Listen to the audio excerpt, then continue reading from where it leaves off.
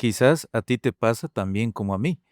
A veces hablamos porque pensamos que tenemos algo que decir, pero la mayoría de las veces hablamos porque no soportamos el silencio. Piénsalo.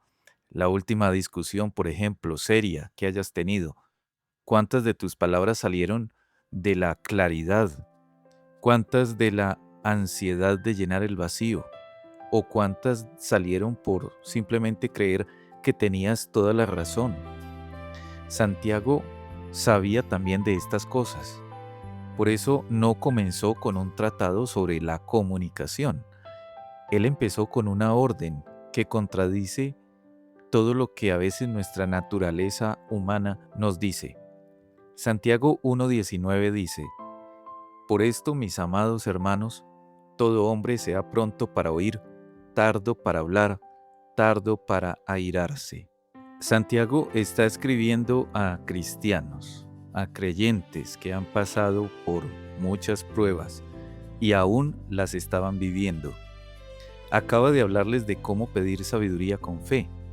Y justo ahí, sin ninguna forma de transición aparente, dice estas palabras.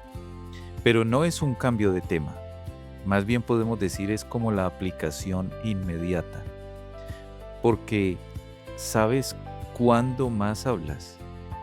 Cuando estás bajo presión, cuando las cosas no salen como esperabas, cuando alguien te contradice, cuando sientes que estás perdiendo el control. Justo ahí, justo en esos momentos, Santiago, o más bien la palabra de Dios, te dice: espera, detente, escucha primero. Quizás la semana pasada llegaste después de tu trabajo, agotado, cansado. Tu cónyuge te recibió con alguna forma de comentario, quizás no fue hostil, ni siquiera te estaba criticando, pero tú ya tenías la palabra en la boca y le contestaste rápido. Medio segundo después te diste cuenta que te habías equivocado, pero ya era tarde, las palabras estaban afuera y con ellas también el ambiente había cambiado. ¿Te ha pasado cosas así? Santiago vivió también de estas cosas hace 2000 años. Porque el problema no es que hables, el problema es quizás la velocidad con que hablas. Y la velocidad muestra algo mucho más profundo, lo que gobierna tu corazón en ese momento. Nuestro comentarista y teólogo Matthew Henry, que dedicó su vida a estudiar la palabra, dice algo que es muy importante. El control de la lengua depende del gobierno de las pasiones internas. El control de la lengua depende del gobierno de las pasiones internas. Es decir, no puedes regular lo que dices sin antes regular lo que sientes. Y ahí está el problema. Santiago no te está dando un curso de etiqueta, más bien te está mostrando tu propia alma. Porque cuando hablas rápido, cuando te airas con prontitud, estás mostrando quién está verdaderamente en el trono de tu corazón en ese instante. Que no es Dios, más bien eres tú mismo. Pero volvamos al texto. El texto dice pronto para oír. No dice para oír de vez en cuando o para oír cuando te convenga oír. Lo que dice es que seas pronto para oír, con velocidad, con intención. La cultura en la que vivimos hoy en día te entrena exactamente para todo lo contrario. Todo te empuja siempre es a hablar primero, a opinar primero, a opinar con prontitud, a contestar antes incluso de entender lo que se está diciendo. Las redes sociales, por ejemplo, te recompensan por aquella reacción instantánea, aquel like inmediato. El trabajo valora al que habla con confianza, no al que escucha con paciencia. Y a veces tus relaciones se han vuelto como un intercambio de monólogos, no una conversación verdadera. Y Santiago, o más bien Dios a través de su palabra, te dice, invierte ese proceso, esa manera, porque escuchar es un acto de humildad y la humildad es la puerta de entrada a la sabiduría. El necio habla para ser escuchado, pero el sabio escucha para entender. Pero aquí viene algo que a veces ignoramos. Santiago no está hablando solo de escuchar a las personas, está hablando de escuchar primeramente a Dios. Porque fíjate en el contexto, el versículo 18 acaba de hablar de la palabra de verdad. Y en el versículo 21 va a decir, recibid con mansedumbre la palabra implantada. Este versículo está enmarcado, encajado entre dos referencias directas a la palabra de Dios. Así que antes de que puedas escuchar bien a tu prójimo, necesitas es aprender a escuchar a Dios, la palabra. Y eso requiere una postura del alma que va contra todo lo que tu propia carne prefiere. De acuerdo con los teólogos, estudiosos, reformados, que han meditado en este pasaje, la actitud correcta para recibir la instrucción de Dios incluye tres cosas: la humildad, la docilidad y una disposición enseñable. No puedes venir a la palabra de Dios con prisa, de afán.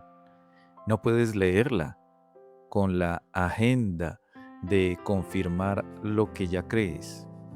No puedes tampoco acercarte a ella con el corazón no dispuesto. Tienes que venir con los oídos bien abiertos. Tienes que venir con prontitud para escuchar, para oír. Lento para imponer tus propias conclusiones. Y si eso es cierto con Dios, cuánto más con las personas que Él ha puesto en tu propia vida. Ahora, tardo para hablar, como dice el texto, es como la parte incómoda, porque te gusta hablar, me gusta hablar, te gusta explicarte, a mí también, te gusta que te entiendan, igualmente, te gusta tener la última palabra, sí, es cierto, pero Santiago dice allí, pone un freno. No te dice que no hables, lo que te dice es que seas lento para hablar. Hay sabiduría, podemos decir, en esa pausa, en el espacio entre el estímulo y la respuesta. En ese segundo donde puedes preguntarte, ¿esto que voy a decir edifica? ¿Esto que voy a decir es conforme a la verdad? ¿Esto que voy a decir es necesario? ¿Esto que voy a decir es también el momento adecuado para decir? La mayoría de los conflictos de tu vida no existen por lo que dijiste, sino por cómo y cuándo lo dijiste. Piensa, por ejemplo, en la última vez que, como decimos, metiste la pata con tus palabras. ¿Fue porque lo que dijiste era mentira? Probablemente no. Fue porque lo soltaste, como dicen hoy, sin filtro, sin prudencia. La verdad sin amor puede ser crueldad vestida de honestidad. Y aquí en el texto tenemos un tercer mandato: tardo para airarse. Santiago identifica la ira como el elemento más destructivo que puedes aportar a cualquier situación. No es solo que la ira sea mala en sí misma, es que además contamina todo lo demás. Cuando estás airado, no escuchas con atención. Cuando estás airado, no hablas bien. Cuando estás airado, no piensas bien. La ira cierra tu capacidad de razonar y abre tu capacidad para destruir. Pero si somos honestos con todo esto que venimos diciendo, tú justificas tu ira. Yo también lo he hecho. La llamas santa indignación o de pronto la llamas también defender la verdad. Y a veces en contextos muy específicos, la ira puede tener lugar, pero en la mayoría de los casos, lo que llamas justa indignación o defender la verdad no es otra cosa que solo orgullo herido. Matthew Henry también nos señala que el verdadero problema no es solo controlar la ira cuando ya está encendida, es gobernar además las pasiones que la alimentan antes de que explote. Es decir, la ira no aparece de la nada. La ira tiene raíces: el orgullo, el egoísmo, el miedo, la inseguridad. Y si no tratas las raíces, seguirás cortando ramas toda tu vida. Pero entonces, ¿cómo se conecta todo esto con Cristo Jesús? Porque hasta ahora esto suena casi como a autoayuda. Sé mejor, contrólate, habla menos y ya está. Pero el Evangelio no es un programa de mejora personal, no es un programa de autoayuda bíblica.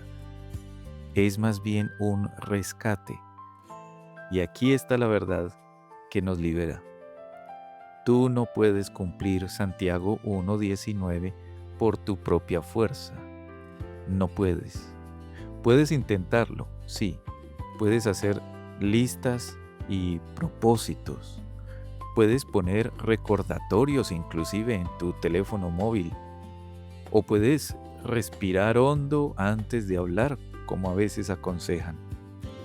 Pero en el momento de presión, cuando alguien te hiere, cuando te malinterpretan, cuando sientes que pierdes el control, tu naturaleza caída va a salir a la luz. Y vas a hablar con prontitud. Y te vas a irar pronto. Y vas a escuchar poco. Porque el problema no es solo conductual, no es de la conducta, es del corazón. Y solo Cristo puede darte un corazón nuevo. Jesús es el único ser humano que vivió perfectamente este versículo y toda la Santa Escritura. Piensa, por ejemplo, en el Señor Jesús cuando estuvo delante de Pilato, o ante los fariseos, o ante la multitud que gritaba: crucifíquenle. El Señor Jesús, pronto para oír, tardo para hablar, tardo para irarse. Cuando lo acusaron incluso falsamente, dice el apóstol Pedro, no devolvió insultos. Cuando lo golpearon, no amenazó. Cuando lo crucificaron, antes oró por sus verdugos. Él vivió la obediencia perfecta que tú y yo no podemos vivir. Y luego tomó el castigo por todas las veces que tú y yo hemos hablado de más, o hemos escuchado menos, o nos hemos airado sin motivo alguno.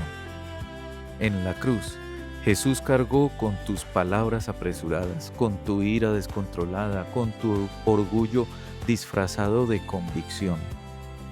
Y te ofrece a cambio su justicia, su paciencia, su mansedumbre. No para que tú intentes imitar a Jesús desde tus propias fuerzas, sino para que Él viva su vida a través de ti por su Espíritu Santo. Esta es la diferencia entre el moralismo y el Evangelio. El moralismo te dice que te tienes que esforzar más, pero en cambio el Evangelio te dice: descansa en Cristo y deja que Cristo, a través de su Espíritu, a través de su palabra, te transforme.